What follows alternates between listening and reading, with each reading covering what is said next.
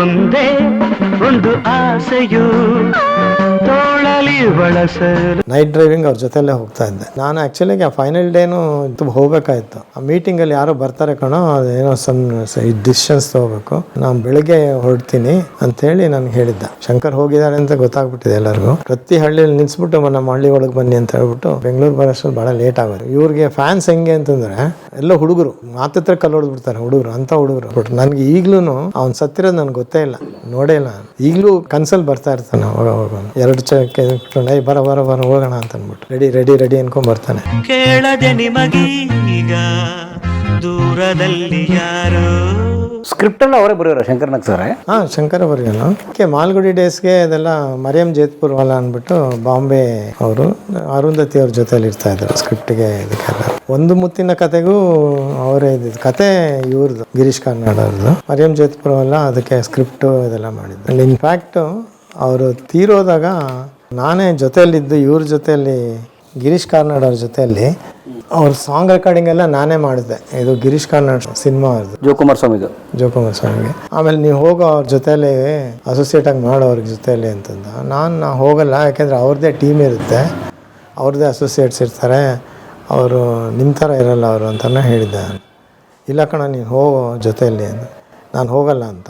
ಆಮೇಲೆ ರೈಲ್ವೆ ಸ್ಟೇಷನ್ಗೆ ಅವ್ರನ್ನ ಕಳ್ಸೋಣ ಬಾ ಅಂತ ಅಂದ್ಬಿಟ್ಟು ಕರ್ಕೊಂಡೋಗಿ ನಾನು ಟ್ರೈನಲ್ಲಿ ಹೊಡೆದು ಹಾಕ್ಬಿಟ್ಟ. ಹೋಗು ನನ್ನ ಜೊತೆಲ್ಲ ಟ್ರೈನಲ್ಲಿ ಹೋಗೋದು. ಧಾರವಾಡಕ್ಕೆ ಹೋಗಿ ನಾವಲ್ಲಿ ಧಾರವಾಡಲ್ಲಿದ್ವಿ. ಒಂದು ಇಲ್ಲ, ನಾನು ಆ್ಯಕ್ಚುಲಾಗಿ ಅವನ ಜೊತೆಲೇ ಇಲ್ಲ, ನಿಮ್ಮ ಜೊತೆಲೇ ಬರ್ತೀನಿ ನಾನು ಯೂಶ್ವಲಾಗಿ ನಮ್ಮ ಸಿನಿಮಾಗಳಲ್ಲಿ ನೈಟ್ ಡ್ರೈವಿಂಗ್ ಅವ್ರ ಜೊತೆಲೇ ಹೋಗ್ತಾ ಇದ್ದೆ, ಶಂಕರ್ ಜೊತೆಲೇ ಹೋಗ್ತಾ ಇದ್ದೆ. ಸೊ ಡ್ರೈವರ್ ಜೊತೆ ಪಕ್ಕದಲ್ಲಿ ಕೂತಿದ್ದೆ, ಅವನು ಡ್ರೈವರ್ಗೆ ಎಬ್ಬಿಸ್ಕೊಂಡು ಇರ್ತಾ ಇದ್ದೆ. ಥ್ರೂ ಔಟ್ ನೈಟ್ ಮಾತಾಡಿಸ್ಕೊಂಡು ಎಲ್ಲೆಲ್ಲಿ ನಿಲ್ಲಿಸ್ಬಿಟ್ಟು ಮುಖ ತೊಳ್ಕೊಂಡು ಹಿಂಗೆಲ್ಲ ಮಾಡಿಸ್ಕೊಂಡು ಮಾಡ್ತಾಯಿದ್ವಿ. ಸೊ ನಾನು ಆ್ಯಕ್ಚುಲಿಗೆ ಆ ಫೈನಲ್ ಡೇನು ಜೊತೆಲಿ ಹೋಗ್ಬೇಕಾಯ್ತು. ಇಲ್ಲಿ ಕಂಟ್ರಿ ಕ್ಲಬ್ಬಲ್ಲಿ ಒಂದು ಮೀಟಿಂಗ್ ಇತ್ತು. ಆ ಮೀಟಿಂಗಲ್ಲಿ ಯಾರೋ ಬರ್ತಾರೆ ಕಣೋ, ಏನೋ ಡಿಸಿಷನ್ಸ್ ತೊಗೋಬೇಕು, ನಾನು ಬೆಳಗ್ಗೆ ಹೊರಡ್ತೀನಿ ಅಂಥೇಳಿ ನಮ್ಗೆ ಹೇಳಿದ್ದ ಅನಂತ್. ರಮೇಶ್ ಭಟ್ಟು ಅವ್ನು ಬೇರೆ ಯಾವುದೋ ಸಿನಿಮಾ ಇತ್ತು, ಸೊ ಅಂದ್ಬಿಟ್ಟು ಹೋಗಿರಲಿಲ್ಲ. ಸೊ ಅಲ್ಲಿ ಹೋದ್ಮೇಲೆ ನಮಗೆ ಗೊತ್ತಾಗಿದ್ದು 12 ಗಂಟೆ ಮೇಲೆ ಈ ಥರ ಬೆಳಿಗ್ಗೆ ಆಗಿದ್ದು ಆ್ಯಕ್ಸಿಡೆಂಟು. ಕಮ್ಯುನಿಕೇಷನ್ ಇರ್ತಾ ಇಲ್ಲ. ಅಲ್ಲಿ ಪೊಲೀಸವ್ರಿಗೆ ಮೆಸೇಜ್ ಕಳಿಸಿ ಪೊಲೀಸವ್ರು ಬಂದು ನಮಗೆ ಹೇಳಿ ಈ ಥರ ಆ್ಯಕ್ಸಿಡೆಂಟ್ ಆಗಿದೆ, ಏನಾಗಿದೆ ಅಂತ ನಮಗೂ ಕ್ಲಾರಿಟಿ ಇಲ್ಲ ಅಂತ ಹೇಳಿದ್ಮೇಲೆ ನಾವು ಶೂಟಿಂಗ್ ಏನೂ ಮಾಡಿಲ್ಲ. ಅವತ್ತು ಮುಹೂರ್ತಕ್ಕೆ ಬರಬೇಕಾಯ್ತು ಆ್ಯಕ್ಚುಲಿಗೆ ಬೆಳಗ್ಗೆನೇ. ಸೊ ನಾನು ಬೆಳಗ್ಗೆನೇ ಹೋಗಿ ಕ್ಯಾಮ್ರಾಮನ್ ಕರ್ಕೊಂಡೋಗಿ ಸ್ವಲ್ಪ ಲೊಕೇಶನ್ಸ್ಗೆಲ್ಲ ಫಿಕ್ಸ್ ಮಾಡಿ ಸಾಂಗ್ ಲೊಕೇಶನ್ ಫಿಕ್ಸ್ ಮಾಡ್ಕೊಂಡು ಬಂದುಬಿಟ್ಟಿದ್ದೆ. ನಾನು ಬಂದ ಮೇಲೆ ನಮ್ಗೆ ಈ ಥರ ಸುದ್ದಿ ಬಂತು. ಸರಿ ಅಂತ ಅಲ್ಲಿಂದ ಹೊರಟ್ವಿ. ಅಷ್ಟರಲ್ಲಿ ರಮೇಶ್ ಭಟ್ಟು, ಅಣ್ಣಾದೊರೆ ಅಂತ ಇನ್ನೊಬ್ಬರು ನಮ್ಮ ಸೌಂಡ್ ಇಂಜಿನಿಯರು, ಅವರಿಬ್ಬರು ಈ ಸ್ಪಾಟ್ಗೆ ಹೋಗಿ ಅವನ ಬಾಡಿ ತೊಗೊಂಡು ಆನ್ ದ ರೋಡ್ ಬರ್ಬೇಕಾದ್ರೆ ಪ್ರತಿ ಹಳ್ಳಿಯಲ್ಲೂ ನಿಲ್ಲಿಸಿದ್ದಾರೆ. ಶಂಕರ್ ಹೋಗಿದ್ದಾರೆ ಅಂತ ಗೊತ್ತಾಗ್ಬಿಟ್ಟಿದೆ ಎಲ್ಲರಿಗೂ. ಪ್ರತಿ ಹಳ್ಳಿಯಲ್ಲಿ ನಿಲ್ಲಿಸ್ಬಿಟ್ಟು ನಮ್ಮ ಹಳ್ಳಿ ಒಳಗೆ ಬನ್ನಿ ಅಂತ ಹೇಳ್ಬಿಟ್ಟು ಬಾಡಿ ಬರೋಷ್ಟರಲ್ಲಿ ಬೆಂಗಳೂರು ಬರೋಷ್ಟರಲ್ಲಿ ಭಾಳ ಲೇಟ್ ಆಗೋಯ್ತಂತೆ. ಸೊ ಇಲ್ಲಿ ದೊಡ್ಡ ಗಲಾಟೆ. ಇದು ಫಿಲ್ಮ್ ಚೇಂಬರಲ್ಲಿ ಬಾಡಿ ಇಟ್ಟಿದ್ರು. ಅಲ್ಲೇ ನಮ್ಮ ಸಂಕೇತ್ ಸ್ಟುಡಿಯೋನ ಅಲ್ಲೇ ಇತ್ತು ಮುಂಚೆ. ಬಾಡಿ ಇಟ್ಟರು. ಸಿಕ್ಕಾಪಟ್ಟೆ ಇವ್ರಿಗೆ ಫ್ಯಾನ್ಸ್ ಹೆಂಗೆ ಅಂತಂದರೆ ಎಲ್ಲ ಹುಡುಗರು ಕಲ್ಲೋಡ್ಯಾರು, ಮಾತತ್ರ ಕಲ್ಲೊಡ್ಬಿಡ್ತಾರೆ ಹುಡುಗರು, ಅಂಥ ಹುಡುಗರು. ಸೊ ಅಲ್ಲಿ ಗಲಾಟೆ ಆಗಿಬಿಡುತ್ತೆ ಅಂಥೇಳಿ ರಾಮಕೃಷ್ಣ ಹೆಗಡೆ ಅವರು ನೈಟು ಅದಕ್ಕೆ ಪರ್ಮಿಷನ್ ಕೊಟ್ಟು ಸುಡೋಕ್ಕೆ ಅದನ್ನ ವಿಲ್ಸನ್ ಗಾರ್ಡನ್ಗೆ ತೊಗೊಂಡೋಗಿ ಸುಟ್ಬಿಟ್ರು. ನನಗೆ ಈಗಲೂ ಅವ್ನು ಸತ್ತಿರೋದು ನನಗೆ ಗೊತ್ತೇ ಇಲ್ಲ, ನೋಡೇ ಇಲ್ಲ. ನಾವು ಬರೋಷ್ಟಲ್ಲಿ ಬಾಡಿ ಸುಟ್ಬಿಟ್ಟಿದ್ರು ಅಲ್ಲಿ. ಸೊ ನಿಮ್ಮ ಮನಸ್ಸಿರೋದು ಜೀವಂತ ಶಂಕರ್ನಾಗೆ ಈಗಲೂ ಕನ್ಸಲ್ಲಿ ಬರ್ತಾ ಇರ್ತಾನೆ ಅವಾಗ. ಹಿಂಗೆ ಎರಡು ಚಕ್ಕೆ ಬರ ಬರ ಬರ ಹೋಗೋಣ ಅಂತ ಅಂದ್ಬಿಟ್ಟು ರೆಡಿ ರೆಡಿ ರೆಡಿ ಅನ್ಕೊಂಡ್ ಬರ್ತಾನೆ. ಸೊ ಆ ಥರ ವ್ಯಕ್ತಿ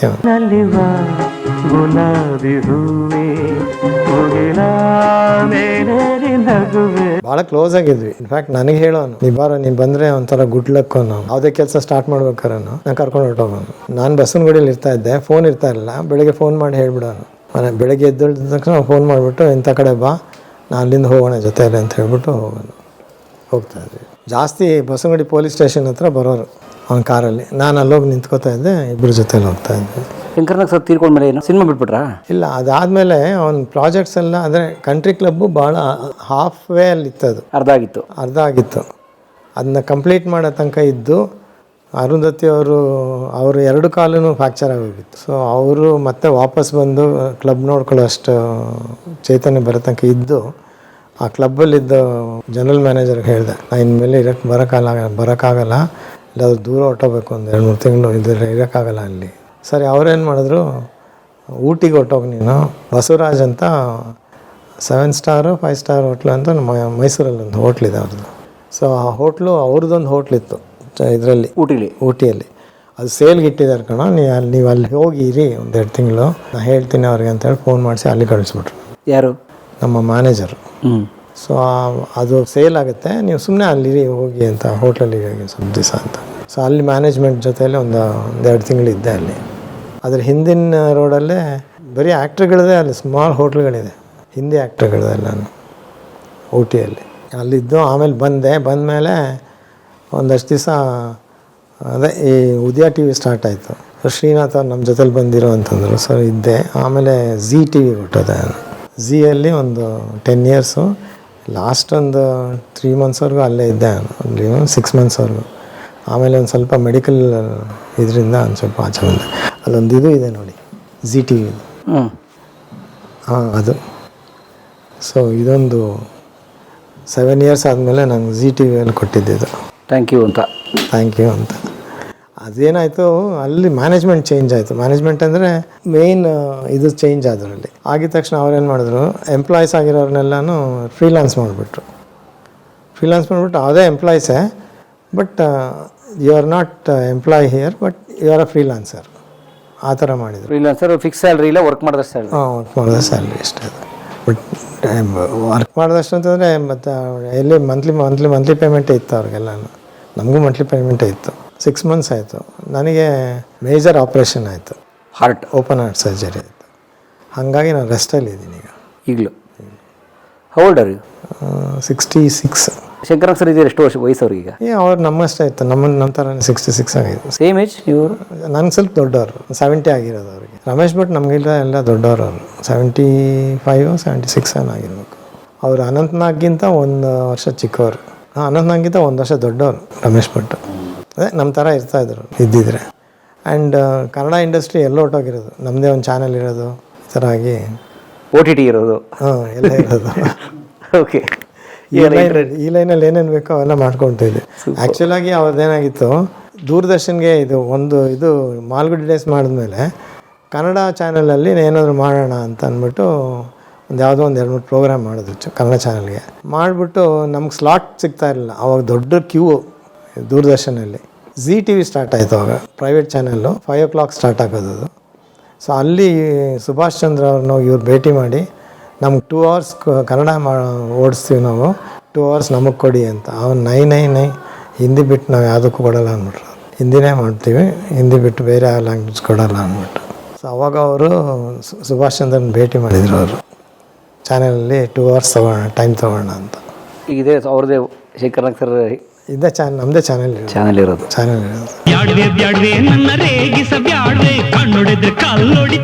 ಸಾಲಾಗಿಲ್ಲ ಮಾಡ್ಬಿಟ್ಟಿದ್ರ ತುಂಬಾ ಪ್ರಾಜೆಕ್ಟ್ಸ್ ಮಾಡಿ? ಸಾಲ ಏನು ಮಾಡಿರಲಿಲ್ಲ. ಯಾರೋ ಬರೋರು, ಅವರು ದುಡ್ಡು ಹಾಕೋರು, ಅಲ್ಲಿಗೆ ಬರೋದು. ಇವಾಗ ಸಂಕೇತ ಅಲ್ಲ ಅಷ್ಟು, ಸಂಕೇತ ಸ್ಟಾರ್ಟ್ ಮಾಡಿದಾಗ ಅವನ ಕೈಯಲ್ಲಿ ಅಷ್ಟು ದುಡ್ಡು ಇರಲಿಲ್ಲ. ಸ್ಟುಡಿಯೋ ಸ್ಟಾರ್ಟ್ ಮಾಡಿದ ಅಷ್ಟು. ಅದರಲ್ಲಿ ಇವರು ರಮೇಶ್ ಭಟ್ಟು, ಅನಂತ್ನಾಗು, ಆಮೇಲೆ ಇನ್ನೊಬ್ರು ಯಾರೋ ಇಂಡಸ್ಟ್ರಿಯಲಿಸ್ಟ್ ಒಬ್ಬರು ಇದ್ದರು ಪಾರ್ಟ್ನರ್ ಆಗಿ. ಆ ಥರ ಯಾರೋ ಒಬ್ರು ಬರ್ತಾರೆ ಕಣೋ, ಯಾರೋ ಬರ್ತಾರೆ, ಪ್ರಾಜೆಕ್ಟ್ ಸ್ಟಾರ್ಟ್ ಮಾಡೋದೇ ಮಾಡಬೇಕು, ಸ್ಟಾರ್ಟ್ ಮಾಡಿದ್ಮೇಲೆ ಬರ್ತಾರೆ ಅಂತ ಅಂದ್ಬಿಟ್ಟು. ಸೂರ್ಯಪ್ರಕಾಶ್ ಅಂತ ಅವರೊಬ್ಬರು ಪಾರ್ಟ್ನರ್ ಆಗಿದ್ರು ಇದರಲ್ಲಿ ಸಂಕೇತಲ್ಲಿ. But you miss him? ಅವ್ನು ಹೋದ್ಮೇಲೆ ಅದೇ ಏನು ಮಾಡಬೇಕು ಅಂತ ಗೊತ್ತಾಗ್ತಾ ಇರಲಿಲ್ಲ ನಮಗೆ. ಎಲ್ಲ ಡಿಸ್ಟ್ರಿಬ್ಯೂಟ್ ಆಗ್ಬಿಟ್ವಿ, ಎಲ್ಲ ಅದು ಹೋಲ್ ಟೀಮ್ ಚದುರೋಯ್ತು ಎಲ್ಲನೂ. ಸುಂದರ್ಶ್ರೀ ಒಂದು ಕಡೆ ಹೊಟ್ಟೋದ್ರು, ಅರುಂಧತಿ ಅವರು ಅದೇ ಅವಾಗ SM ಕೃಷ್ಣ ಅವರಿದ್ದರು. ಅವರು ಶಂಕರ್ದು ಅದೊಂದು ಡ್ರೀಮ್ ಇತ್ತು, ಥಿಯೇಟರ್ ಕಟ್ಟಬೇಕು ಅಂತಂದ್ಬಿಟ್ಟು. ಸೊ ಅರುಂಧತಿ ಅವರು ಆ ಡ್ರೀಮ್ನ ಕಂಪ್ಲೀಟ್ ಮಾಡಿದ್ರು. ಇವಾಗ ರಂಗಶಂಕರ ಚೆನ್ನಾಗಿ ನಡೀತಾ ಇದೆ, ನೋಡ್ಕೋತಾ ಇದ್ದಾರೆ. ಆಕೆನೂ ಭಾಳ ಕಷ್ಟ ಬಿದ್ದಿದ್ದಾರೆ ರಂಗಶಂಕರ ಬೆಳೆಸೋಕ್ಕೆ, ಥಿಯೇಟ್ರ್ ಬೆಳೆಸೋಕ್ಕೆ. ಇವತ್ತಿಗೆ ಒಳ್ಳೆ ಹೆಸರು ತೊಗೊಂಡಿದೆ ರಂಗಶಂಕರ ಇಡೀ ದೇಶದಲ್ಲಿ. ಒಳ್ಳೆ ಥಿಯೇಟರ್ ಅಂದ್ಬಿಟ್ಟು ಭಾಳ ಫಾರಿನ್ ಪ್ಲೇಸು ಬಂದು ಇಲ್ಲೇ ಮಾಡ್ತಾಯಿದ್ದಾರೆ ಥಿಯೇಟ್ರಲ್ಲಿ. ಬಟ್ ನಾನಿವಾಗ ಅಷ್ಟು ಥಿಯೇಟ್ರ್ ಕಡೆ ಹೋಗ್ತಾ ಇಲ್ಲ. ಟೈಮ್ ಇದ್ದಾಗ ಎಲ್ಲ ಟಚ್ಚಲ್ಲಿದ್ದಾರೆ, ಟೈಮ್ ಇದ್ದಾಗ ಹೋಗ್ತೀವಿ ಅಷ್ಟು. ಈಗಲೇ ಪಾರ್ಕಿಂಗ್ ಮಾಡು. ವೈಯಕ್ತಿಕವಾದ ಪ್ರಶ್ನೆ, ಸತ್ಯವಾದ ಉತ್ತರ ಕೊಡಬೇಕು. ಅವಾಗ ಹಿಂದಿ ಫಿಲ್ಮ್ಗಳಲ್ಲಿ ಭಾಳಷ್ಟು ಸಿಂಗಲ್ ಶಾಟ್ಸ್ ಮಾಡೋರು. ಇವಾಗ ರೂಪುತೆರೆ ಮಸ್ತಾನ ಹಾಡಿದೆ ಕೇಳಿದ್ದೀರಲ್ವ, ಆ ಹಾಡು ಫುಲ್ ಸಾಂಗ್ ಒಂದೇ ಶಾಟ್. ಅದು ಈಗಲೂ ನೀವು ಯೂಟ್ಯೂಬಲ್ಲಿ ನೋಡಿ ಎಲ್ಲೂ ಕಟ್ಟಿಲ್ಲ ಆ ಸಾಂಗ್.